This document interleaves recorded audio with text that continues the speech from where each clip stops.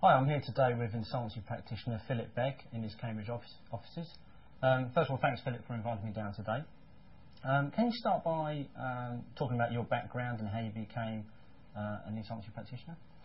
Right, well, immediately after graduation in the late 1980s, I joined Ernst & Young, one of the large firms of national accountants in their audit division. Then in the early 1990s, the last recession really kicked into gear, and they were looking for people to transfer to their insolvency department. I'd originally never given it a second thought, but I thought, okay, this might be quite interesting, and qualified in that, obtained my insolvency license. Then in the mid-1990s, they were scaling back their insolvency operations because the recession was well and truly over, and at that point I decided to set up on my own, and since then I've been running my sole practice from here in Cambridge for the last 12 years.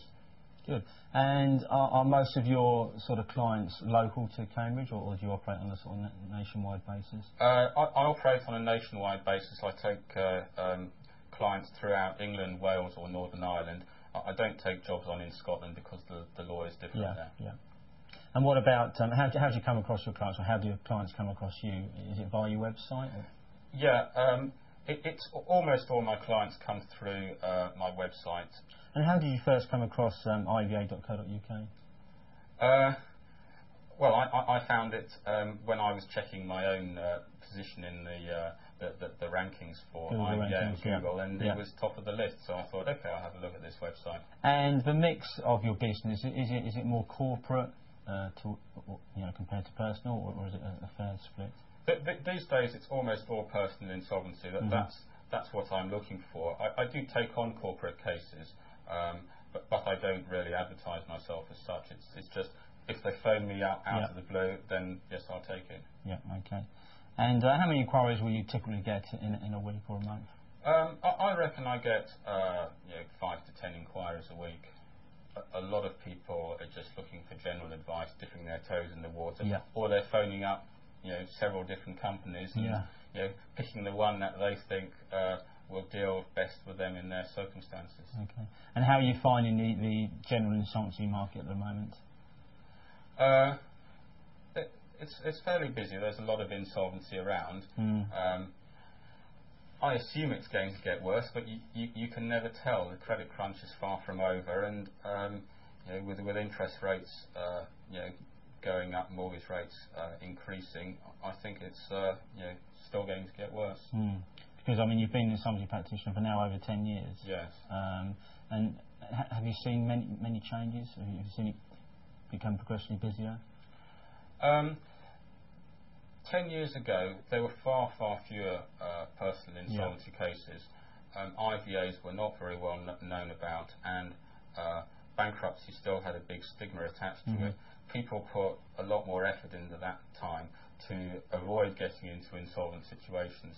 Nowadays, well, until the credit crunch started, credit was increasingly easy to get. There wasn't no longer any stigma attached to being in debt, and now it's much easier to find a solution to your debt problems which don't involve paying them off in full. And how have you found the sort of attitude of creditors over the years? Has it hardened? Has it got easier?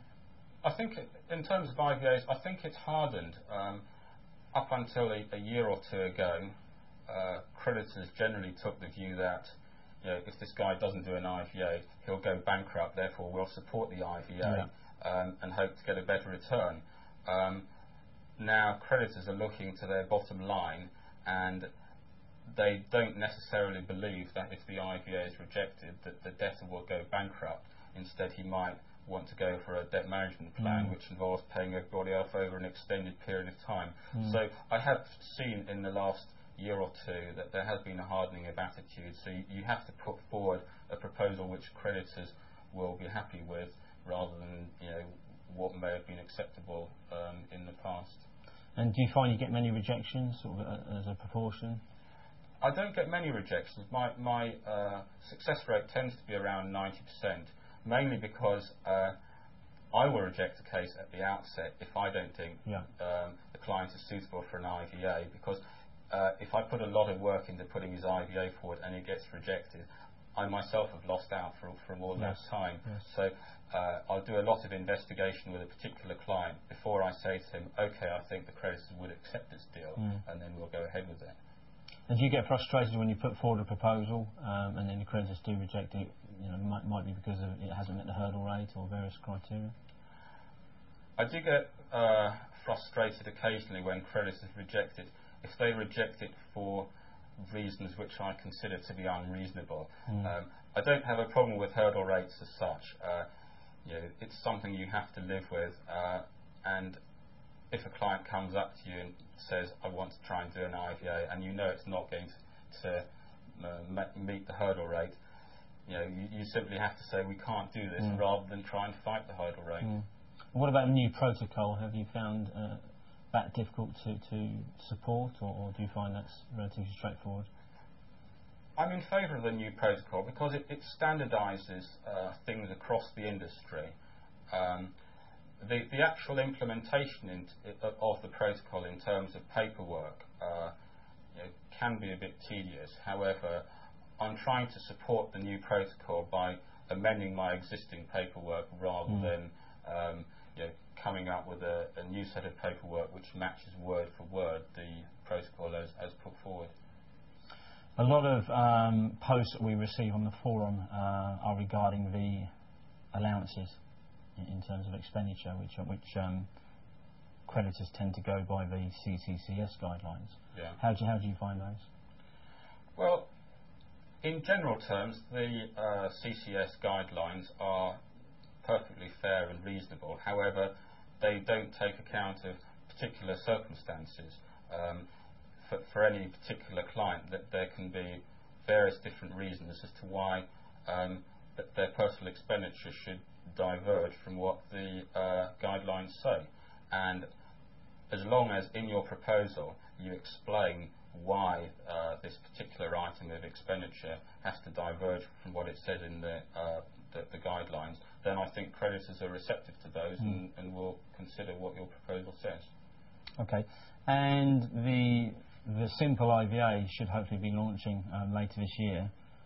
What are your views on that? Do you think it would increase the amount of IVAs in the market? I think it will increase the amount of IVAs because it's proposed to reduce the acceptance requirement from 75% creditor majority down to 50% majority. Although the new SIVA protocol suggests there won't be any modifications allowed, what I think will happen is that if creditors are not happy with a particular aspect of what an SIVA is proposed, they will simply vote against it and suggest to the IP, if you put forward a revised set of papers simply incorporating these, then I think we can accept that. Because there's nothing in the SIVA consultation papers that says if one's rejected, you can't put forward another one straight away. So that's what I think will happen. I tend to agree with you. And what about the levels of debt that you come across, Philip, in the sort of 10 years you've been practicing? Have you seen them rise as the years go on? Yeah, I am seeing now some cases where the level of debt is in excess of £100,000 consumer debt, and it staggers me that people can actually get into that level of debt, and that credit companies actually continue to lend to people in that situation. Yeah. And what about companies that target people that are already in an IVA, that target people off the insolvency register, council, such as the IVA Council? Yeah. Any thoughts on companies like that?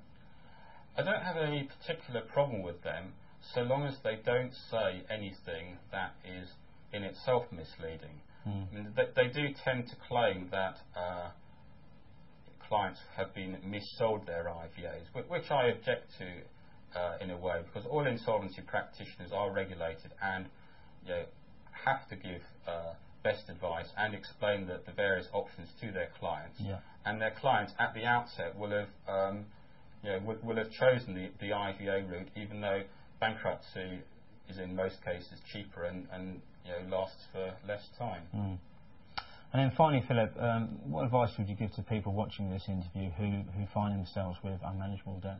Yeah, there is a vast amount of information on the internet available. Just search for it, and definitely participate in forums such as iva.co.uk, because even if you can't find an answer to your question by looking on the internet, if you post a message to the forum, then one of the experts on the forum, maybe even a licensed insolvency practitioner, will answer your question and put your mind at rest.